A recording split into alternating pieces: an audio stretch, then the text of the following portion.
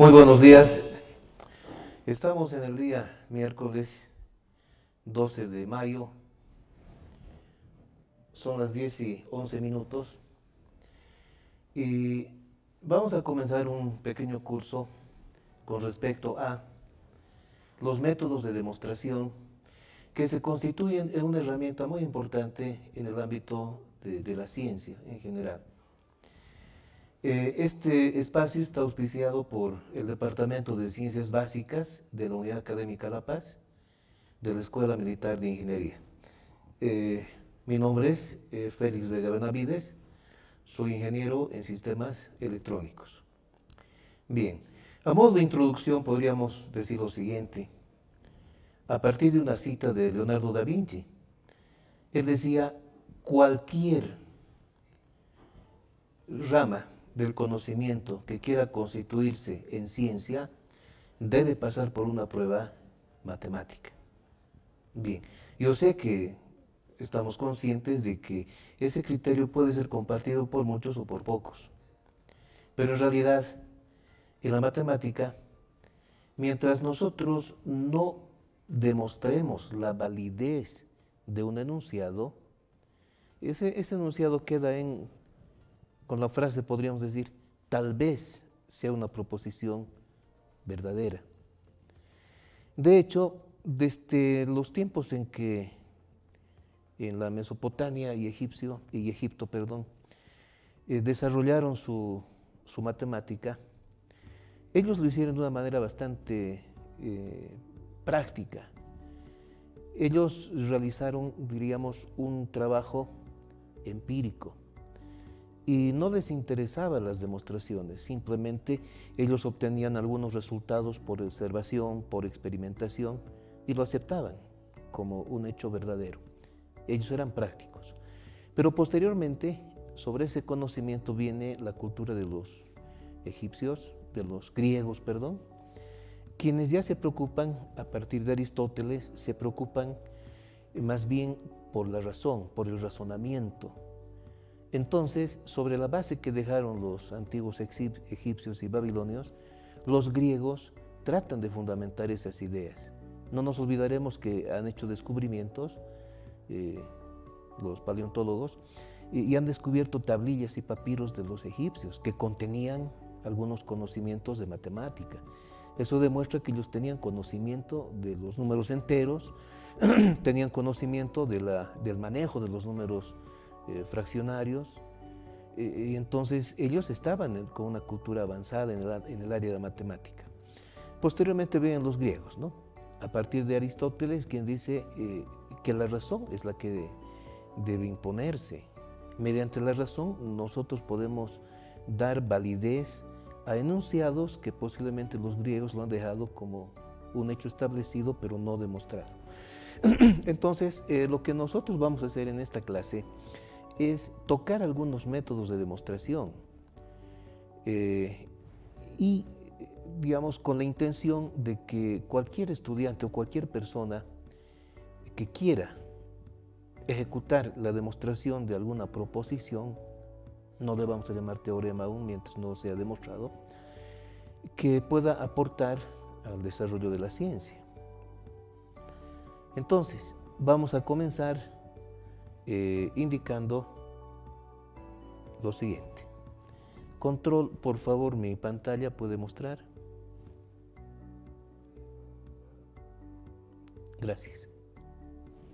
Bien, entonces la primera frase que se me ocurre anotar es: en matemáticas no aceptamos que una proposición sea verdadera mientras no se haya construido una demostración formal,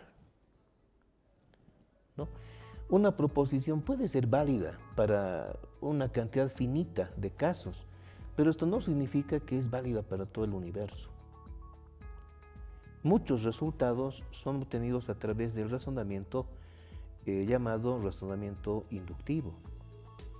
Por ejemplo, quisiera mostrarles este pequeño esbozo de lo que podría ser un razonamiento inductivo. ¿Cómo son las potencias del número 6? 6 al cuadrado es 36, 6 al cubo es 216, 6 elevado a 4 es 1296, 6 elevado a la quinta potencia, 7776. Entonces observamos que esas potencias nos dan un número que termina en 6. Así que podríamos decir, enunciar la siguiente proposición. Podríamos decir que las potencias del número 6 terminan en 6.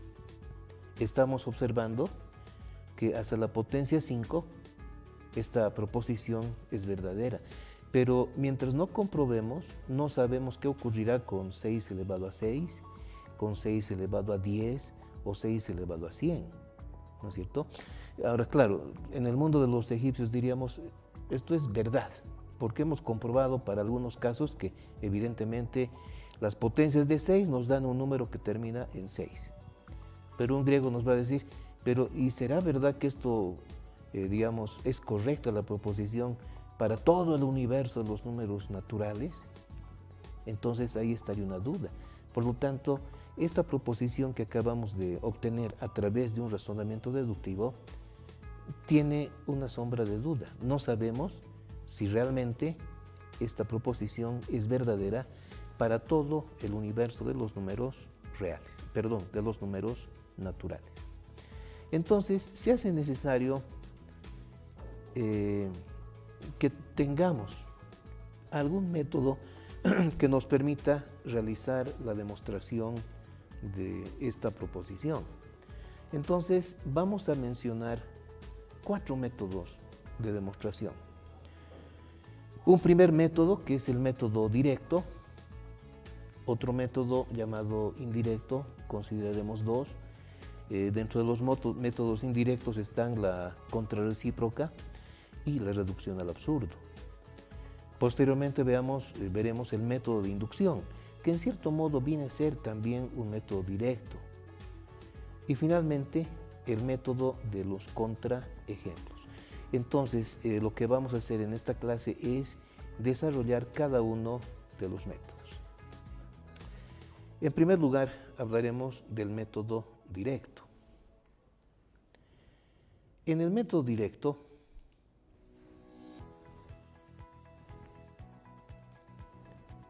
vamos a comentar que el razonamiento se basa en el uso de la tabla de verdad del conectivo condicional.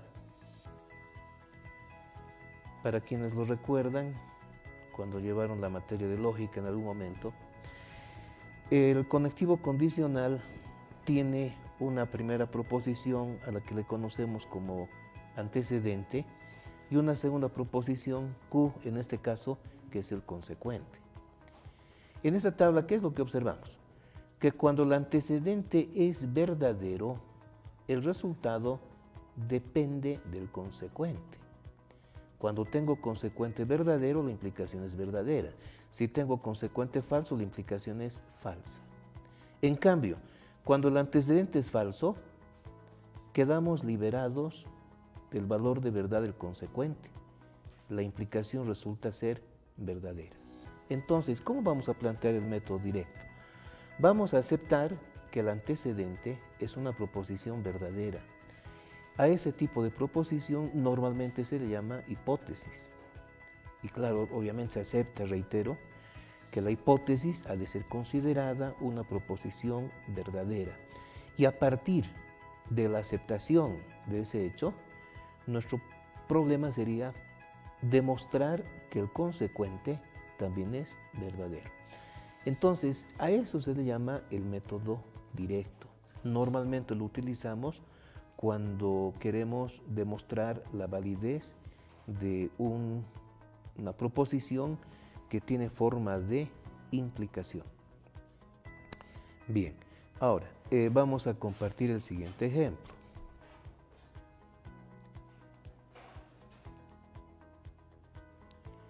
Nos dice el ejemplo: demostrar la proposición. Si m es un número impar, entonces m² también es un número impar. Entonces, acá tenemos que reconocer que hay una proposición m es un número impar, que sería el antecedente, y m cuadrado es par, que sería nuestro consecuente. Entonces, de acuerdo a lo que hemos comentado, tendríamos que decir nosotros que la hipótesis es la proposición m es un número impar. O sea, nosotros vamos a realizar esta demostración aceptando que el número m es un número impar. Y nuestra duda o nuestra tarea ha de ser demostrar, diríamos por demostrarse, que m cuadrado es también un número impar. Entonces, ya hemos demostrado y hemos esbozado el camino que vamos a seguir en la demostración. Ojo, m es un número impar. En este contexto vamos a considerar que es una proposición verdadera. Y a partir de aceptar que es una proposición verdadera, entonces vamos a tratar de justificar que m cuadrado también es una proposición verdadera. Entonces, lo que vamos a hacer es, a partir de la hipótesis, mediante algún justificativo lógico, vamos a ir desarrollando un razonamiento deductivo.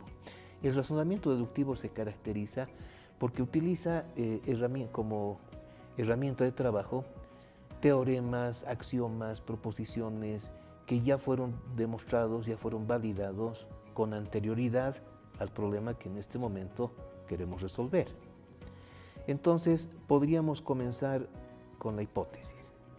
Aceptamos de que el número m es un número impar. Ahora bien, cuando nosotros decimos cuándo un número ha de ser considerado número impar, diríamos, por definición de lo que son los números impares, diríamos que un número impar se lo caracteriza en la forma 2k más 1, donde k es un número entero. Entonces, si algún número podemos escribirlo en la forma 2 multiplicado por un número entero más 1, vamos a aceptar que m es un número impar. A continuación podríamos decir que vamos a elevar al cuadrado ambos miembros. Si elevamos al cuadrado ambos miembros,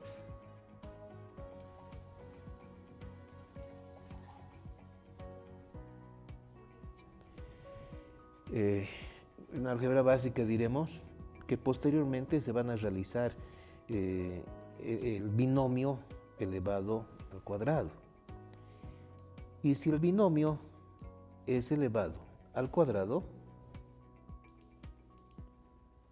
tendríamos 4k cuadrado más 4k más 1, ¿no es cierto? Vamos a pensar acá que nuestro siguiente paso sería agrupar los términos. Y cuando agrupemos los términos, nos ha de interesar poner en evidencia que m cuadrado también tiene la forma de un número impar. Eso significa, debe ser un número entero multiplicado por 2 más 1. Entonces, simplemente haríamos uso del álgebra básica, ¿no?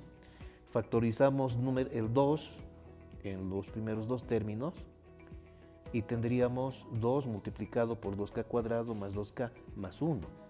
Ahora bien, no olvidaremos que el número k es un número entero. Y si un número entero elevamos al cuadrado, le multiplicamos por 2, le sumamos el doble de otro número entero, la suma va a ser un número entero. Si le multiplicamos por 2 a un número entero y después le sumamos 1, obtenemos un número entero. Por lo tanto, al número 2k cuadrado más 2k podemos rebautizarle, podemos llamarle r e indicar que el número r es un número entero. Finalmente, diríamos, el número m cuadrado podemos escribirlo en la forma 2r más 1, donde r es un número entero. Por lo tanto, ¿cuál va a ser nuestra conclusión? Nuestra conclusión ha de ser que el número m cuadrado es un número impar. Y recuerden ustedes, es justamente lo que queríamos demostrar. Y con esto habríamos terminado la demostración de esta proposición, ¿no? Me decía demostrar que si m es número impar, entonces m cuadrado es también un número impar. Aceptamos que m es un número impar como hipótesis, quiere decir como una proposición verdadera, y dejamos en duda el valor de verdad del consecuente. O sea, queremos demostrar que m cuadrado es impar. Entonces, este es un pequeño ejemplo del uso del método directo de demostración, al cual hemos mencionado que se basaba en la tabla de verdad del conectivo condicional. En realidad, las demostraciones que realizamos nosotros tienen su base en las tablas de verdad de los conectivos lógicos. Enseguida vamos a hacer un ejemplo donde involucramos al conectivo de la disyunción, ¿no? Entonces diríamos que si queremos demostrar alguna proposición que contiene al conectivo condicional, al conectivo de la disyunción,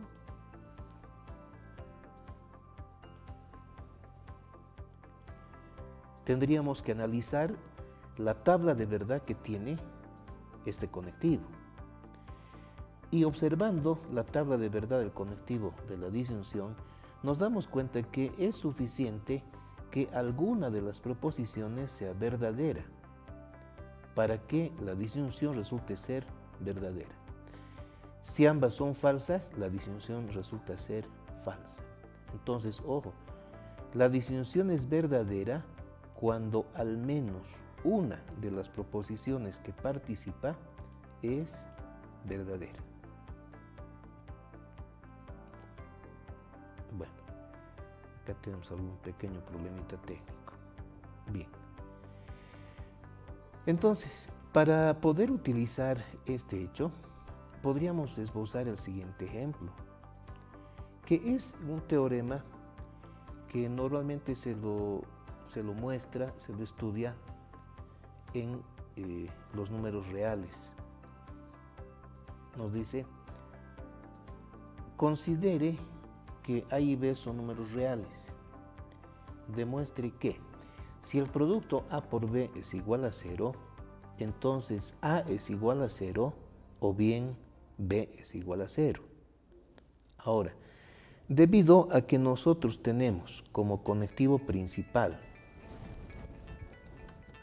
al condicional, entonces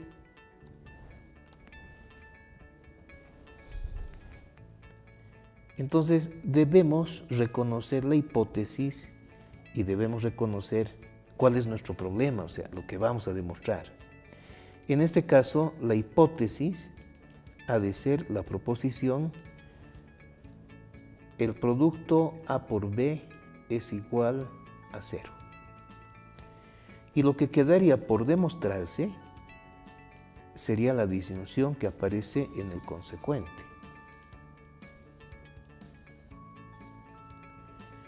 O sea, nuestro problema es demostrar que A es igual a 0 o bien B es igual a 0. Acá voy a cambiar la notación.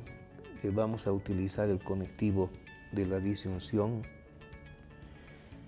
para que esté más acorde a la lógica, ¿no? Entonces, queremos demostrar que A es igual a 0 o bien B es igual a 0. En la tabla de verdad de la disyunción que hemos mostrado, que todavía la podemos ver en la pantalla, nos dice, es suficiente que una de las proposiciones sea verdadera para que la disyunción sea verdadera. Entonces podríamos ir a razonar de la siguiente forma. ¿Qué pasaría si aceptamos que una de las proposiciones, por ejemplo, A igual a 0 es falsa? Si nosotros aceptamos que A igual a 0 es falsa, nuestro problema se convierte en la demostración de que B igual a 0 es una proposición verdadera. Entonces, si a pesar de que una de las proposiciones es falsa, logramos demostrar que la acompañante, la proposición acompañante es verdadera, entonces la disyunción se convierte en una disyunción verdadera. Y con eso habríamos demostrado, repito, que la disyunción era verdadera. Entonces,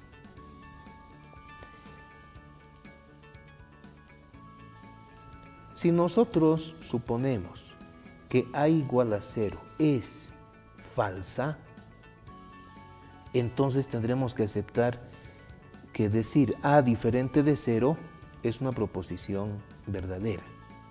Entonces, en este ejemplo tenemos dos informaciones importantes. En primer lugar, la hipótesis, que A por B es igual a 0, pero desprendiendo de la proposición que vamos a demostrar, desprendiendo que A diferente de 0 es verdadera, vamos a tratar de demostrar que B igual a 0 es verdadera. Bien, entonces vamos a comenzar nosotros con el uso de la hipótesis, ¿no? Vamos a decir, por hipótesis, A es igual a 0.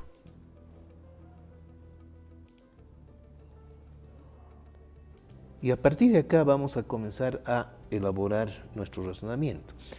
Obviamente, cada vez que tengamos que realizar la demostración de algún teorema, de algún lema, de algún axioma, perdón, no un axioma, de algún corolario, etc., debemos observar en qué ámbito se está desarrollando esa proposición. En este caso, estamos hablando del ámbito de los números reales. Entonces, como herramientas de demostración o como apoyo, tendríamos que utilizar los axiomas de los números reales. En este caso, el axioma de los inversos o los simétricos. Para que un número real tenga inverso multiplicativo, necesariamente debe ser un número diferente de 0.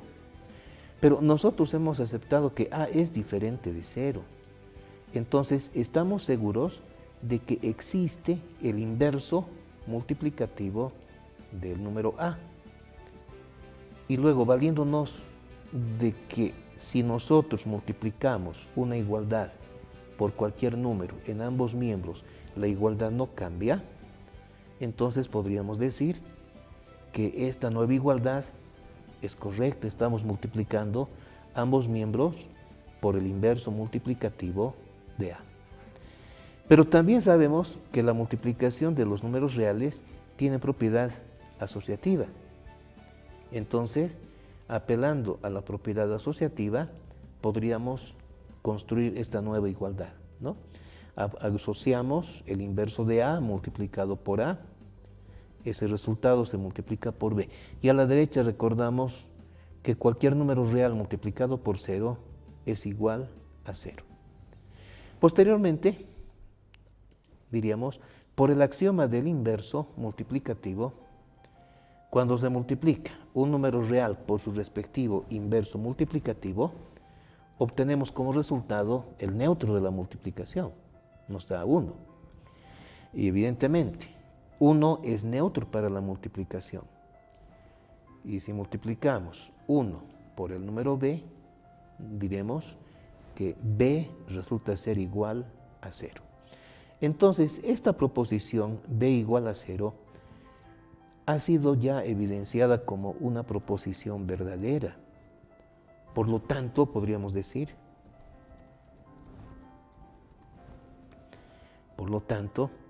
la disyunción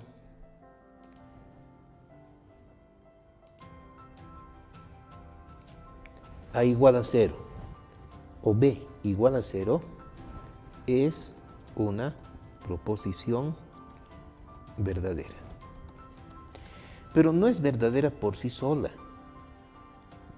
Depende de nuestra hipótesis. O sea, Si es verdad que el producto A por B es igual a 0, acabamos de demostrar que o bien A es igual a 0 o B es igual a 0.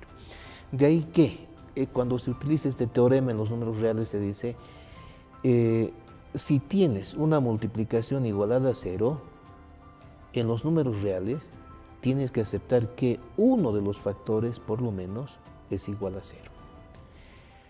Bien, entonces hasta aquí habríamos visto, o habríamos comentado, diremos, algo referente a la demostración utilizando como herramienta los métodos directos.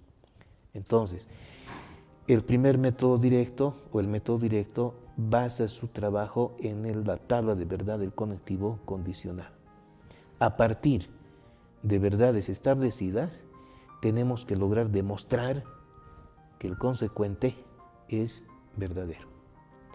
Bien, vamos a ir ahora a hablar de los métodos llamados indirectos.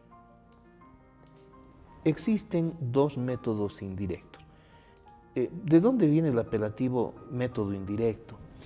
Que nosotros no vamos a demostrar específicamente la proposición que nos pidan demostrar, sino que vamos a cambiarle, digamos, la forma que tiene la proposición y vamos a generar una nueva proposición que va a ser equivalente. Y si logramos demostrar que esa proposición equivalente es verdadera, entonces la proposición que nos dieron como trabajo, como tarea, también la vamos a considerar verdadera, de una manera indirecta. Voy a demostrar que el equivalente es verdadero. Por lo tanto, digamos, la proposición de partida también de manera indirecta ha de ser demostrada como una proposición verdadera. En primer lugar, hablaremos de la contrarrecíproca. La contrarrecíproca es una implicación. Esta implicación establece que existe una equivalencia entre el conectivo condicional P implica Q, el tradicional P implica Q, y fíjense que el antecedente y el consecuente están cambiando de posición, pero van negados. En este caso, el condicional P implica Q se convierte en el condicional no Q implica no P.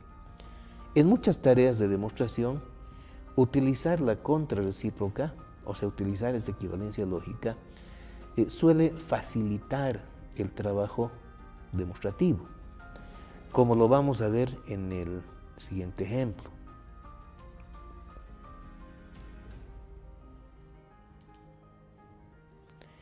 Me dice que deseamos demostrar la proposición. Si m cuadrado es número par, entonces m es número par. Bueno, cuando un número es considerado par, tenemos que caracterizarlo en la forma 2 por un entero. Por ejemplo, 6 es número par porque lo podemos escribir en la forma 2 por 3. El 10 es número par porque lo podemos escribir en la forma 2 por el entero 5. Entonces, m cuadrado es par.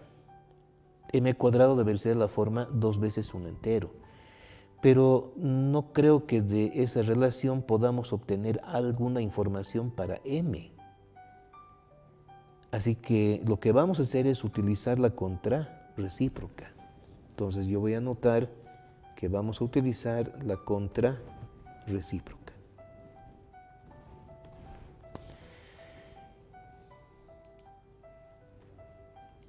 Bueno, cuando utilizamos la contrarrecíproca, el antecedente negado se va a ir como consecuente y el consecuente negado se va a ir como antecedente.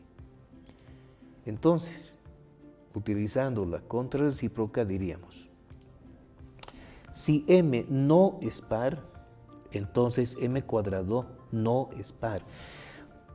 Observen que m es par era consecuente. Su negación ahora es antecedente. M cuadrado es par era el consecuente. Su negación ahora es el nuevo antecedente. Entonces, en este estado, diríamos que la hipótesis, podríamos decir la hipótesis, ahora de ser que m no es número par.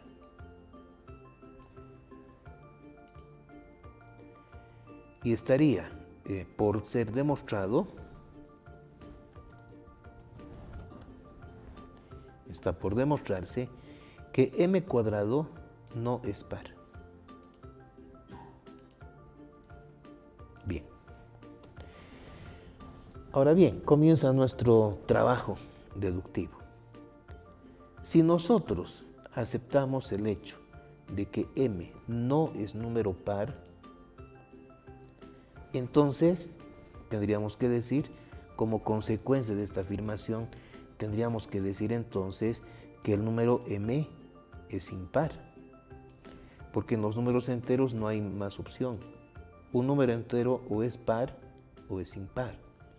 Entonces, si aceptamos ahora que m es un número impar, querrá decir que el número m puede ser escrito en la forma 2 veces un número entero más 1. Entonces, m lo caracterizo como 2 veces un número entero, que le estamos llamando k, más 1. Eso es lo que le caracteriza a un número impar. Y como hicimos un trabajo parecido en el ejemplo anterior, realizamos la tarea de elevar al cuadrado los dos miembros. Y luego, en el segundo miembro, podemos desarrollar el binomio al cuadrado, que es 4k cuadrado más 4k más 1. No olviden, queremos, digamos, caracterizarlo a m cuadrado como un número impar, ¿no? Entonces, resultaría que, agrupando términos de manera conveniente, diríamos que el número m al cuadrado tiene la forma 2 veces 2k cuadrado más 2k más 1. Y si nosotros al número 2k cuadrado más 2k lo hacemos representar mediante otro número, supongamos un número q, pero observamos que el número q ha de ser número entero, porque 2k cuadrado más 2k es un número entero. Entonces, de ese modo es que nosotros ponemos en evidencia que m cuadrado es un número impar. Entonces diremos, m cuadrado es un número impar.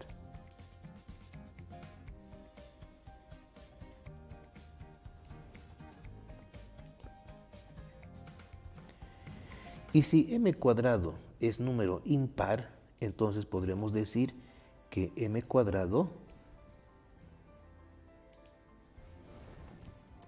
por lo tanto, diremos, m cuadrado no es número par. Y es lo que nosotros queríamos demostrar, que m cuadrado no era un número par. Entonces, si nosotros demostramos que la implicación, la contrarrecíproca es verdadera, su equivalente, la implicación inicial, indirectamente viene a ser también una proposición verdadera. Entonces, este es el uso de la ley de la contrarrecíproca, ¿no? Es una equivalencia lógica que cambia, cambia la proposición, la modifica, pero la modifica para bien, o sea, la modifica de manera que nosotros podemos tener un desarrollo en la demostración más cómodo. Si decíamos nosotros m cuadrado es número par, entonces m cuadrado es de la forma 2k. Obviamente la idea inicial va a ser sacar raíz cuadrada en los dos miembros. Entonces m nos iba a salir raíz cuadrada de 2k. y tener la raíz cuadrada de 2k de un número par no nos garantiza que m sea número par.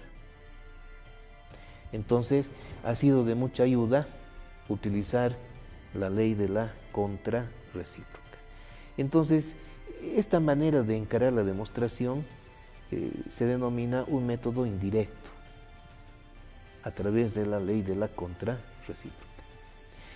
También hemos mencionado que otro método, digamos, indirecto, es el que se conoce como la reducción al absurdo. En realidad, la reducción al absurdo también es conocido con otro nombre. Se llama método de contradicción. ¿En qué consiste el método de contradicción? Lo vamos a ver en este momento. Vendría a ser otro método indirecto. La reducción al absurdo. También conocido como método de la contradicción. ¿En qué consiste? Que nosotros comenzamos suponiendo que la proposición que queríamos demostrar que es verdadera es falsa. O sea, suponemos que la proposición que queremos demostrar no es verdadera, sino vamos a decir es falsa. Pero luego, a partir de esa falsedad aceptada, debemos generar una contradicción, o sea, debemos generar una contradicción en nuestra hipótesis. Si logramos generar la contradicción en nuestra hipótesis, entonces habremos demostrado de manera indirecta que la proposición no era falsa, más bien era verdadera. Entonces, esa es la base, digamos, del razonamiento que utilizamos cuando aplicamos la reducción al absurdo. Por ejemplo, si nosotros queremos demostrar que P implica Q es verdadera, entonces, ¿cómo habíamos planteado el problema? Decíamos, la proposición P, que es el antecedente, viene a ser nuestra hipótesis. Y lo que está por ser demostrado es la validez de la proposición Q. Queremos demostrar que Q es verdadera. Pero si vamos a utilizar la reducción al absurdo, entonces lo que vamos a hacer es suponer que la proposición no Q es la verdadera. O sea, supondremos que Q es falsa. Eso significa que no Q ha de ser verdadera. Ahora, a partir de la aceptación de que no Q es una proposición verdadera, debemos generar una contradicción en la hipótesis. A ver, ¿cómo lo vamos a hacer? Vamos a decir que vamos a aplicar la contrarrecíproca en la proposición que nos dieron para demostrar P implica Q. O sea que para nosotros es una expresión equivalente a P implica Q, ¿no es cierto? Pero ahora bien, resulta que si no Q es verdadera, para que la implicación se mantenga verdadera, necesariamente el consecuente no P tendría que ser verdadero. Ojo, estamos aceptando que no Q es verdadera. Por lo tanto, para que la implicación se mantenga verdadera, necesariamente no P tiene que ser verdadera. Eso por las tablas de verdad que hemos citado anteriormente. Es lo que vamos a decir. Entonces, si decimos que la implicación debería mantenerse verdadera, diríamos que no P tendría que ser verdadera.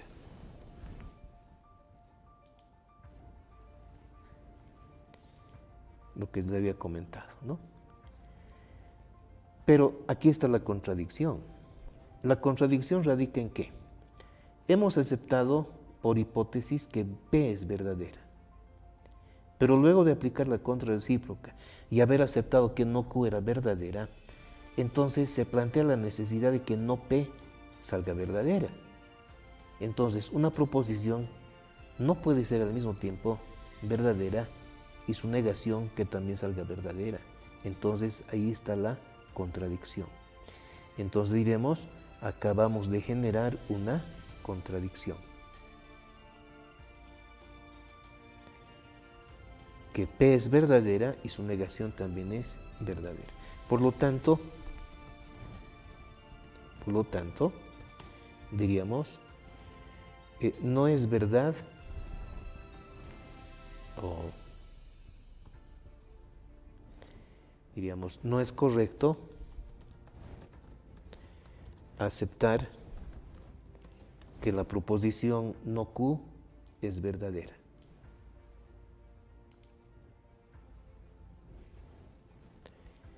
Lo correcto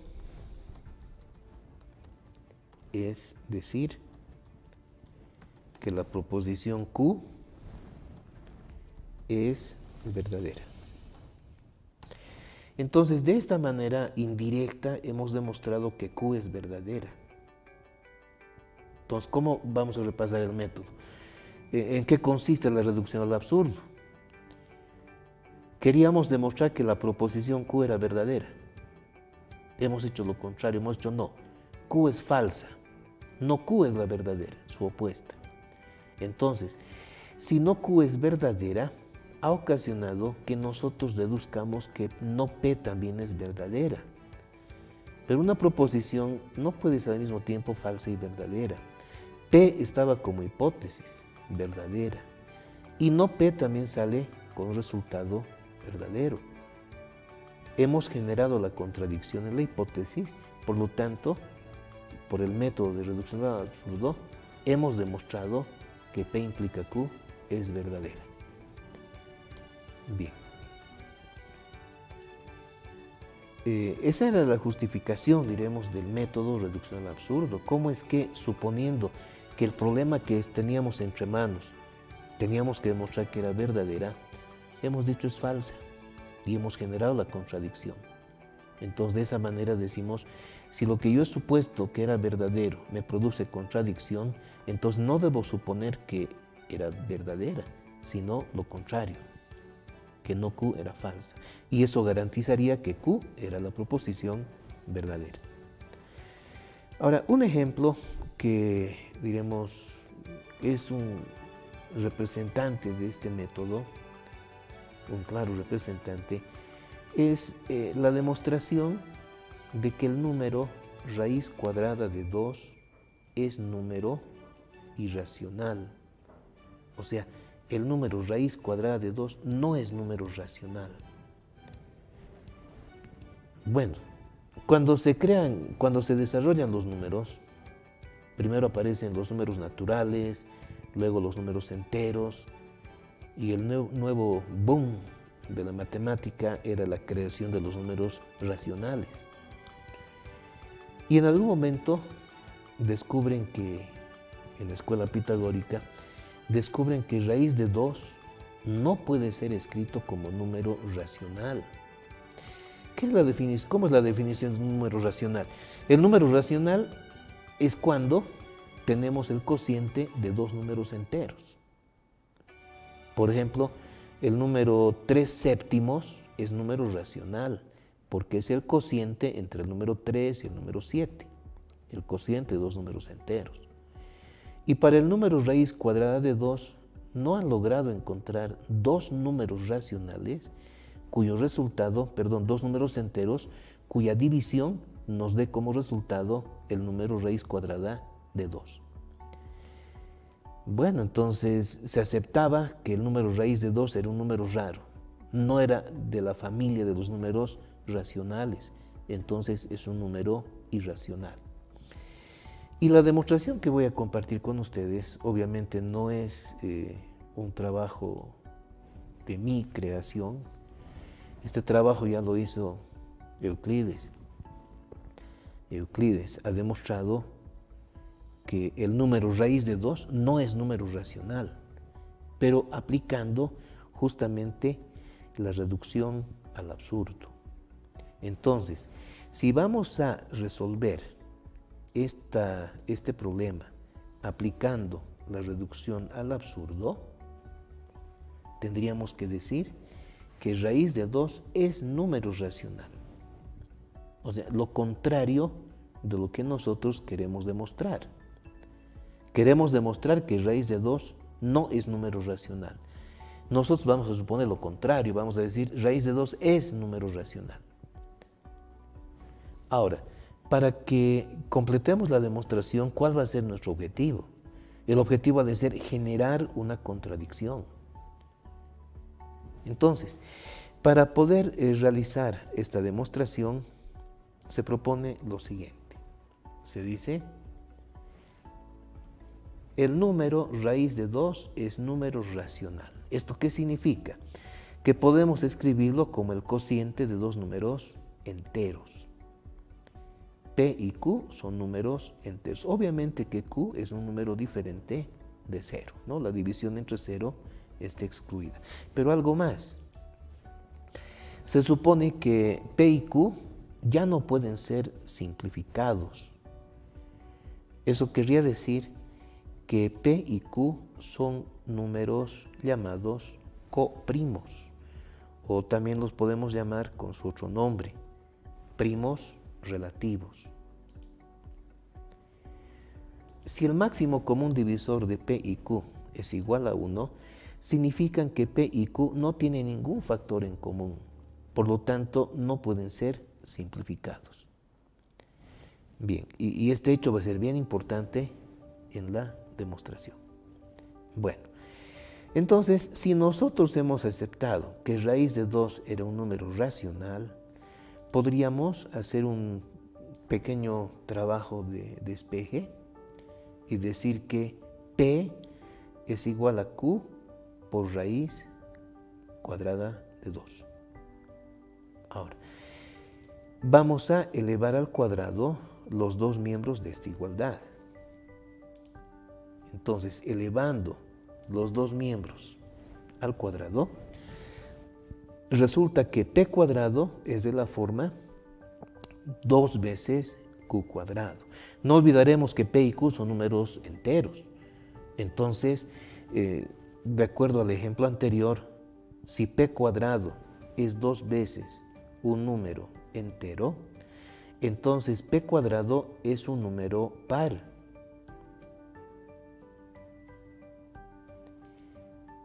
P cuadrado sería un número par. Y si P cuadrado es un número par, entonces podríamos recordar el teoremita que hemos demostrado hace un momento. Habíamos demostrado que si un número elevado al cuadrado era par, decíamos si m cuadrado es par, entonces m también es par. Por lo tanto diríamos, si P cuadrado es un número par, entonces podemos garantizar que P es número par. Lo hemos demostrado anteriormente. Por lo tanto, el número P podemos escribirlo en la forma 2 veces un entero. Es número par. Y vamos a utilizar este resultado y lo vamos a sustituir en la expresión a la cual le podríamos llamar, no sé, le llamaremos 1 para ponerle un nombre. Entonces vamos a sustituir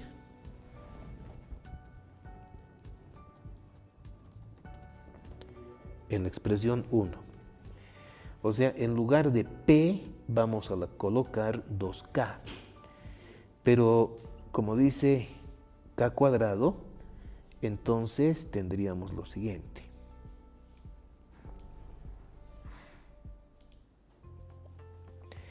Resultaría que 2 veces Q cuadrado es 4 veces K cuadrado.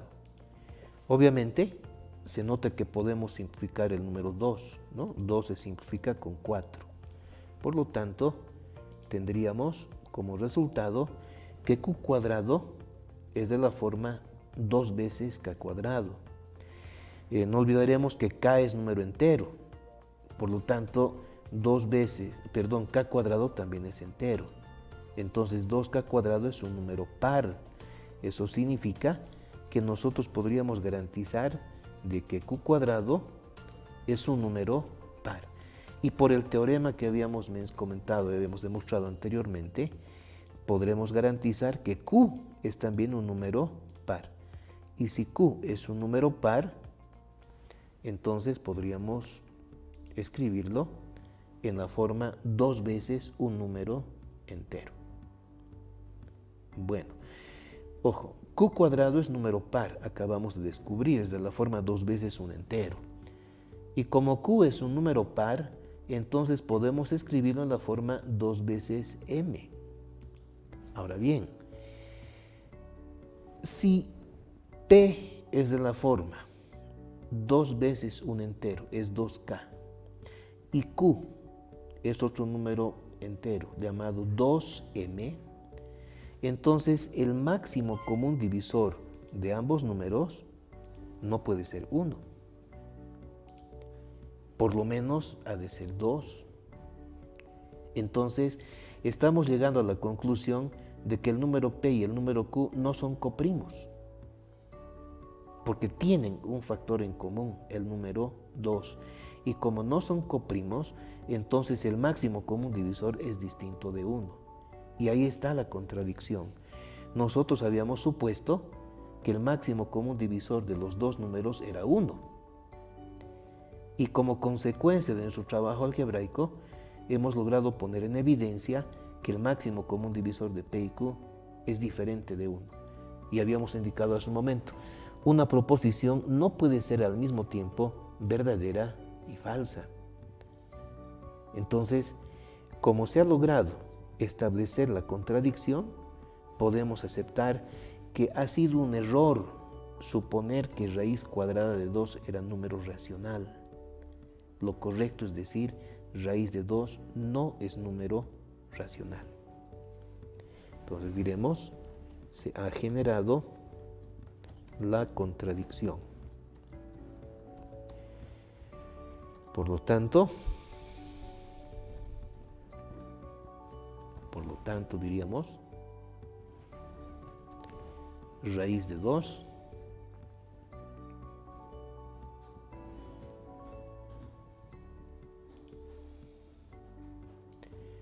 la raíz cuadrada del número 2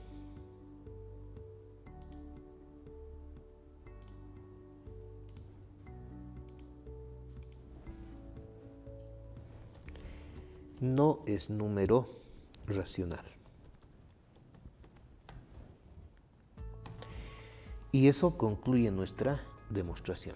Este es el método que se llama reducción al absurdo. También lo llamamos demostración por contradicción. O sea, porque llegamos a una contradicción. Entonces, repitiendo el problema, si yo quiero demostrar la validez de una proposición, comienzo por aceptar que esa proposición no es verdadera. Esa proposición la considero ser falsa.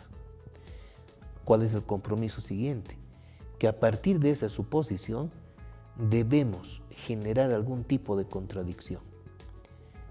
Una vez que hemos generado la contradicción, entonces decimos, si generamos la contradicción, en este caso de que el máximo común divisor de entre p y q era 1, y después decimos el máximo común divisor de entre p y q es distinto de 1, nos estamos contradiciendo. Entonces, al haber existido la contradicción, decimos, ha sido un error aceptar que raíz de 2 era número racional. Y de esa manera indirecta hemos demostrado que raíz cuadrada de 2 no es número racional, es un número irracional. Les aclaro, les repito, que esta forma de razonar no es de mi propiedad intelectual, ¿no? Esto lo hizo ya Euclides hace muchísimos años. Bien.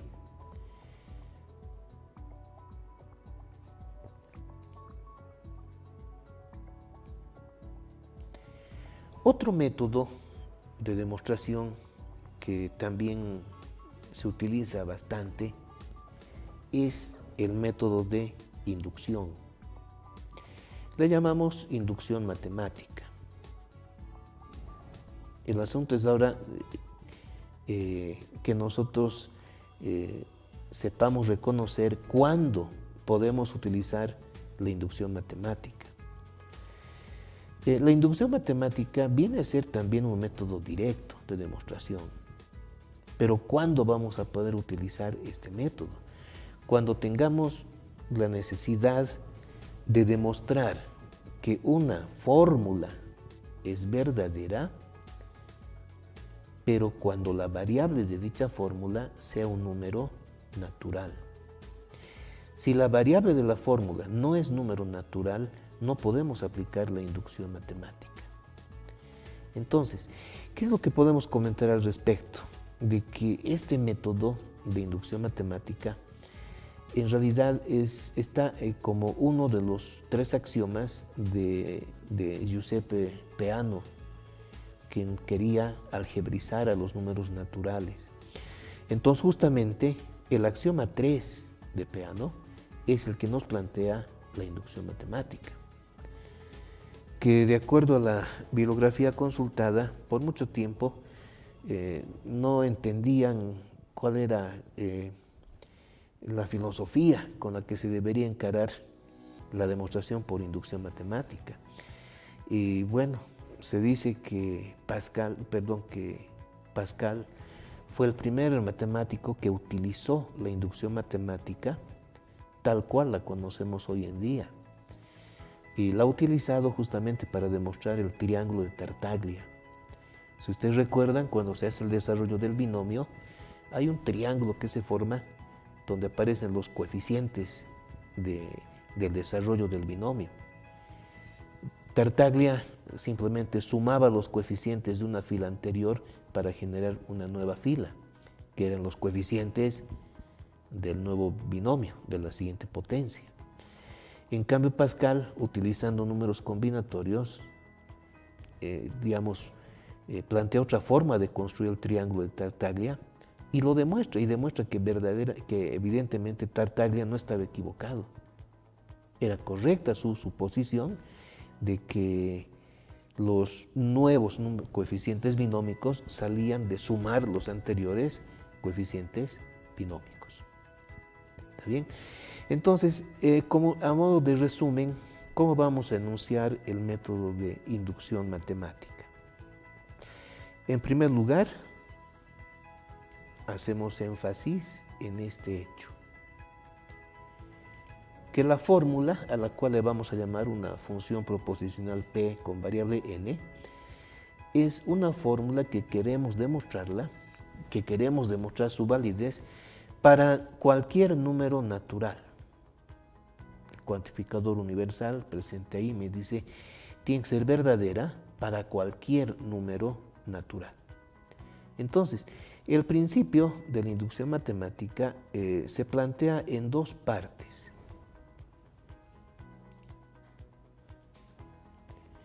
De acuerdo al axioma 3 de Peano, dice, la fórmula P en n va a ser verdadera si se cumplen las siguientes 2 condiciones. En primer lugar, la fórmula evaluada en 1 tiene que ser verdadera.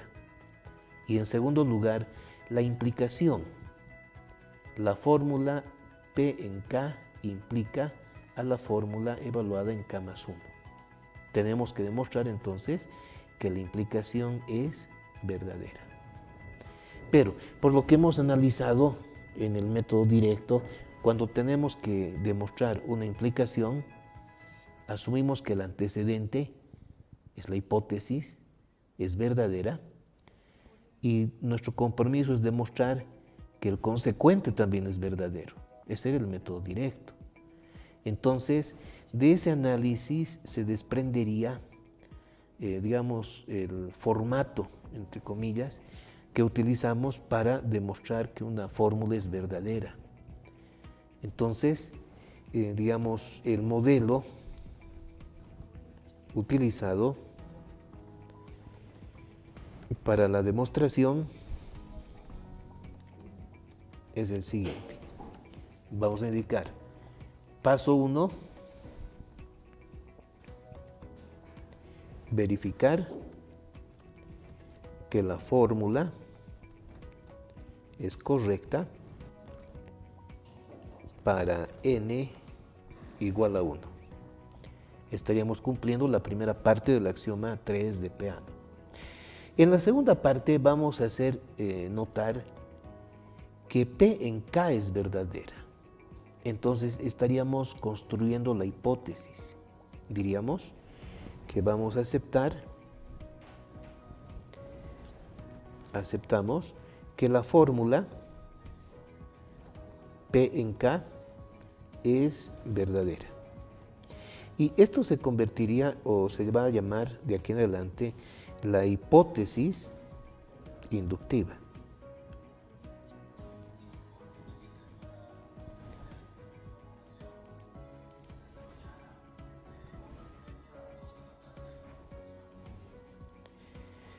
Bien. Y nuestro tercer paso ha de ser demostrar que la fórmula P en K más 1 es también verdadera. Entonces, así es como Pascal ha interpretado el axioma 3 de Peano, ¿no? Así lo conocemos ahora, este método de demostración. 3 pasos nos dicen. Paso 1, aceptar que la fórmula es válida para n igual a 1. Paso 2, aceptar que la fórmula es verdadera para un número k cualquiera, natural. Y en el paso 3, demostrar que para el siguiente número natural, para el k más 1, la fórmula también ha de ser verdadera. Bien. Entonces, muchas veces se plantea un pequeño error de interpretación. En la mayoría de los textos, bueno, en muchos textos que yo vi, presentan como un ejemplo representativo el demostrar la validez de ciertas sumatorias. Entonces, muchas veces el estudiante piensa que la inducción matemática ha sido creado para demostrar solamente sumatorias, cuando en realidad, cuando Peano plantea la inducción, no dice que Pn sea una sumatoria, dice Pn es una fórmula cualquiera. El único detalle que debemos cuidar es que la variable de dicha suma, de dicha fórmula, sea un número natural. Entonces, para mostrar que la frase que acabo de construir es correcta, voy a plantear como problema, como ejemplo, demostrar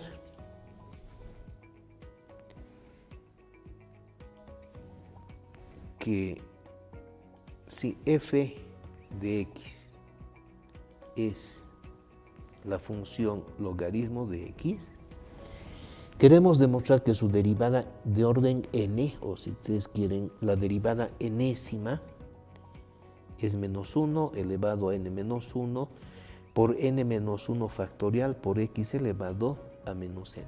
Noten ustedes como primer detalle que no estoy utilizando prima. Muchas veces cuando decimos la primera derivada ponemos f prima. Quiero la segunda derivada, f con 2 prima, etc. Algunas veces, si yo quiero la cuarta derivada, pongo f con un 4 en romano. Pero yo creo que se puede utilizar, en lugar de esa numeración, podemos indicar entre paréntesis el orden de la derivada. Entonces diríamos, la derivada de orden n es igual a menos 1 elevado a n menos 1 por n menos 1 factorial por x elevado a menos n. Entonces, al decir derivada de orden 1 para la primera derivada, derivada de orden 2 para la segunda derivada, derivada de orden 3 para la tercera derivada, etc., ya le estamos dando a n el formato de número natural. Entonces, en esta fórmula que vamos a demostrar, perdón, la variable no es x, x es la variable de la función, pero la variable para la inducción matemática es n. Y como n toma valores 1, 2, 3, etc., entonces decimos n es un número natural, por lo tanto, podemos aplicar sin ninguna complicación, diremos, el método de inducción matemática para poder realizar esta demostración. Bien, entonces nosotros debemos comenzar indicando nuestro primer paso, ¿no? El paso 1 para nosotros sería verificar que la fórmula, cuando estamos en etapa de estudiantes, es bueno recordar estas frases, son orientadoras. Decimos, verificar que la fórmula es válida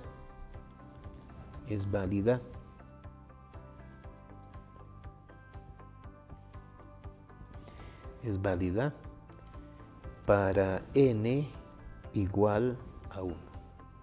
¿Eso qué significa?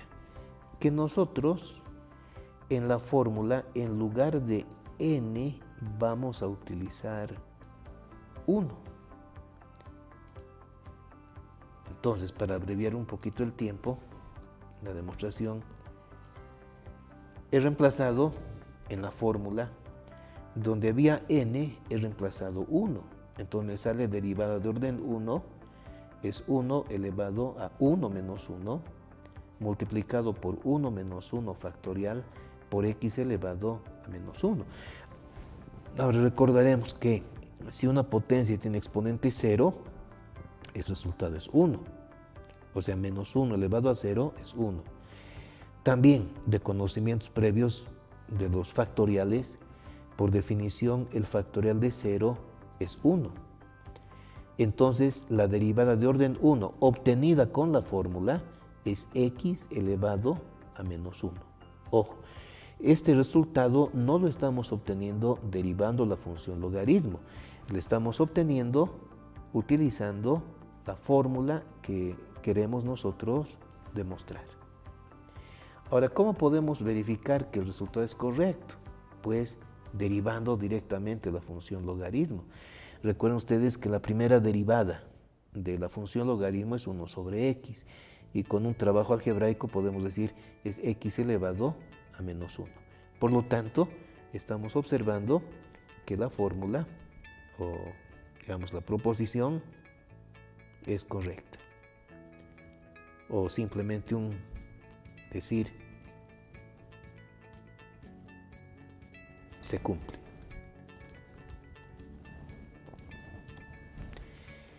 Entonces hemos realizado el paso 1 de la inducción, ¿no? El paso 2, decíamos, debemos construir la hipótesis. Entonces diremos la hipótesis inductiva. ¿En qué consistía la hipótesis inductiva? En que nosotros debemos aceptar que la fórmula es verdadera para n igual a k.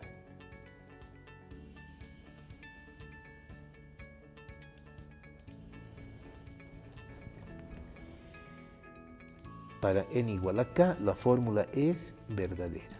Entonces, ¿qué es lo que hacemos? En la fórmula que queremos demostrar, donde había n, hemos reemplazado k. Entonces decimos, la derivada de orden k de la función f de x es menos 1 elevado a k menos 1 por k menos 1 factorial por x elevado a menos k. Y esta fórmula nosotros la aceptamos como verdadera, es nuestra hipótesis. Y está en duda, si ustedes quieren, está por ser demostrado el consecuente. Entonces tendríamos que decir, queda por demostrarse que la fórmula es verdadera para n igual a k más 1. O cambiando el orden de las palabras, diríamos, por demostrarse que para n igual a k más 1, la fórmula es verdadera. Entonces, también en lugar de n, en la fórmula con la que estamos trabajando, hemos reemplazado k más 1, ¿no? Es lo que nos dice la inducción matemática. En lugar de n, ahora reemplace k más 1. Entonces, si logramos demostrar que esta fórmula es verdadera, habremos demostrado por inducción matemática que la fórmula de la derivada de orden n de la función logaritmo de x es correcta, la que nos habían planteado. Entonces, hasta acá, lo único, diremos, que estamos haciendo es plantear la inducción matemática, o sea, estamos planificando el trabajo que vamos a desarrollar. No olvidaremos, la hipótesis es información verdadera. Y el paso 3 me dice, demuestre para K más 1. Entonces, la fórmula que está en duda es la fórmula generada en el paso 3. De esa dudamos que sea verdadera. Y para su demostración, en algún momento vamos a utilizar la hipótesis. Ahora bien, habíamos indicado hace un momento que el método de inducción matemática no era una herramienta desarrollada únicamente para demostrar sumatorias. Podemos demostrar cualquier fórmula, siempre y cuando la variable n sea un número natural. Por ejemplo, en álgebra lineal es normal que nos dé una matriz cuadrada y nos digan encuentre a elevado a n, o sea, encuentre el resultado de la multiplicación de a por a por a por a n veces. Entonces, ahí se puede aplicar razonamiento inductivo y observando los resultados para a cuadrado, a cubo, a cuarta, a quinta, se puede más o menos esbozar una fórmula que calcule la potencia enésima. Pero lo que dijimos al principio, ¿no? Mientras no demostremos que la fórmula es verdadera para cualquier número natural, queda en duda. Y cuando hagamos la demostración, obviamente vamos a hacer el mismo planteamiento. Vamos a verificar para n igual a 1, vamos a aceptar para n igual a k y vamos a demostrar para k más 1. Pero, digamos, cuando estemos ya ejecutando la demostración, ¿con qué herramienta contamos? O sea, ¿cuál va a ser nuestra herramienta de cálculo para hacer la demostración? Obviamente nos apoyaremos en el álgebra de las matrices. En este caso, si estamos haciendo una demostración donde se involucra la derivada de una función, obviamente que en el transcurso de la demostración en algún momento vamos a utilizar la derivada. Si estuviésemos demostrando una fórmula que implica el uso de sumatorias, cuando ejecutemos la demostración, en algún momento tendremos que aplicar propiedades de las sumatorias. Bueno, entonces, cuando ya realizamos el planteo de la inducción, vamos a realizar la demostración.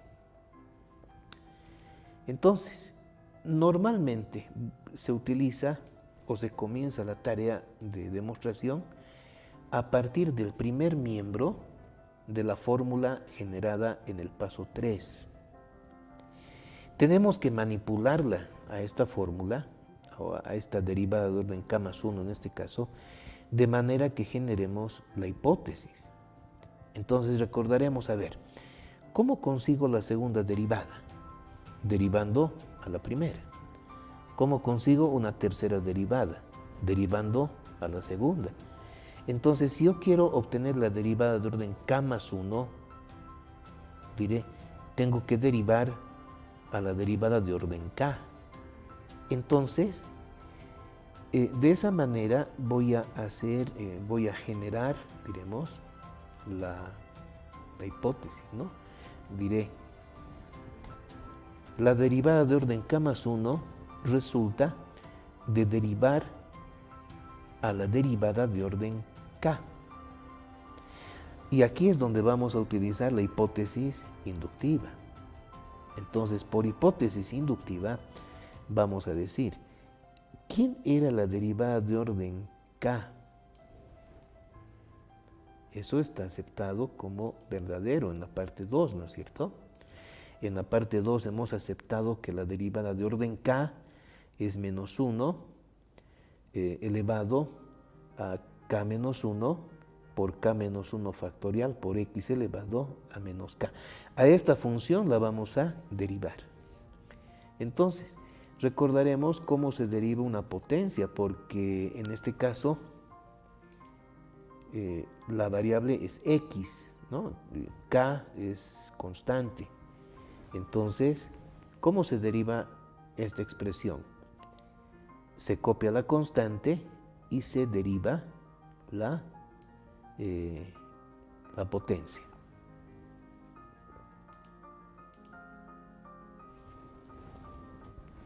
Bien, entonces tenemos ya la derivada de orden k más 1.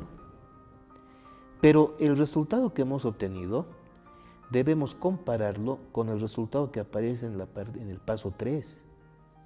Entonces, el procedimiento de la demostración por inducción matemática es sistemático.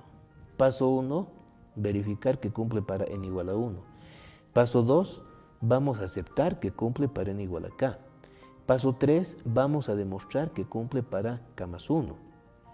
Ahora, cuando realizamos la demostración del paso 3, de la fórmula del paso 3, en algún momento obtenemos la hipótesis y la utilizamos. En este caso, hemos reemplazado el valor que le corresponde a la derivada de orden k. Luego viene ya la etapa, en la cual debemos hacer un trabajo algebraico. Debemos adecuar, o sea, debemos analizar la expresión que hemos obtenido y tratar de ponerla en el mismo formato que nos dice el paso 3. Entonces, eso ya es, como se suele decir, trabajo algebraico. Entonces, si nosotros hacemos el trabajo algebraico correspondiente, comenzaremos por decir que el número menos k podemos escribirlo como menos 1 multiplicado por k. Ahora, ¿por qué era importante o necesario expresar en la forma menos 1 por k? Porque por delante de la expresión tenemos menos 1 elevado a k menos 1 que vamos a multiplicar por menos 1. Entonces diríamos, voy a multiplicar potencias con la misma base. Anotaré la base y sumaré los exponentes. Y luego tendríamos el producto de k por k menos 1 factorial. Y por definición del factorial, sabemos que el factorial de k más 1, el factorial de k es k multiplicado por el factorial de k menos 1. Entonces, para resolver este ejercicio, estamos apoyándonos primero en la multiplicación de potencias con la misma base y en segundo lugar con la definición del factorial de un número. K por k menos 1 factorial, por definición, es k factorial. Entonces, de esa manera, hemos logrado poner al resultado de la parte 3, como dice la fórmula generada en el paso 3. Es exactamente la misma, es la misma. Por lo tanto, decimos, se ha demostrado que la fórmula es correcta para cualquier número natural. O sea que con este método, con esta fórmula, yo podría demostrar o obtener la derivada enésima de cualquier orden para la función logaritmo de x. Hay muchas funciones que admiten derivada enésima y esas derivadas las obtenemos por conjetura. O sea, observando cómo es la primera derivada, cómo es la segunda, cómo es la tercera, la cuarta y la quinta derivada, nosotros podemos proponer una fórmula para calcular la derivada de orden n. Pero diríamos, probablemente esta sea la fórmula correcta. Queda como probabilidad. Para tener certeza de que es la fórmula correcta, tenemos la obligación de demostrarla por inducción matemática. Bien. Bueno, yo sé que el tema de las demostraciones es un tema amplio que en una sola sesión muchas veces no se puede abarcar completamente, pero esta clase o esta sesión es para mostrarles que cuando a un estudiante le dicen demuestre un teorema o demuestre alguna proposición, no deben tomarlo como como una pregunta diabólica, ¿no? Que pretende de parte del profesor molestarlo al estudiante, no. Lo que se pretende es que el estudiante razone, porque como decían los griegos, estamos aplicando razonamiento deductivo. Razonar quiere decir analizamos, enlazamos ideas y comenzamos a producir nuevas ideas. Eso es el razonamiento. Bien, entonces con esto vamos a dar por terminada la sesión y no sé si hay alguna consulta entre las personas que tienen la gentileza de haber participado en esta clase. Vamos a revisar lo que es la sala de chat de Facebook. ¿Está bien? Sí. ¿Tienen su pantalla, ingeniero? Un momentito, vamos a... Bueno, lo que tenemos son aplausos, ingeniero, para las personas de parte de todos los participantes que se encuentran. Muchísimas gracias. Son muy amables. Le mandan saludos, muy buena clase. Un capo, ingeniero, diga. Elba Rivas Rojas, saludos y felicitaciones. Muchísimas gracias, Elba. Muy buena clase, muy buena presentación, ingeniero. Muy buenos días, ingeniero, buenos días, muy bien. Esos son todos los participantes que tenemos en cierre. Bueno, muchísimas gracias a todas las personas que tuvieron la gentileza de participar en el auditorio y esperamos que lo poco que hemos podido transmitir en este tiempo sea de utilidad, sobre todo para los estudiantes. Yo creo que próximamente estaremos pensando ya en otro método, en otro tema que podamos compartir con ustedes. Muchísimas gracias por su atención. Hasta luego.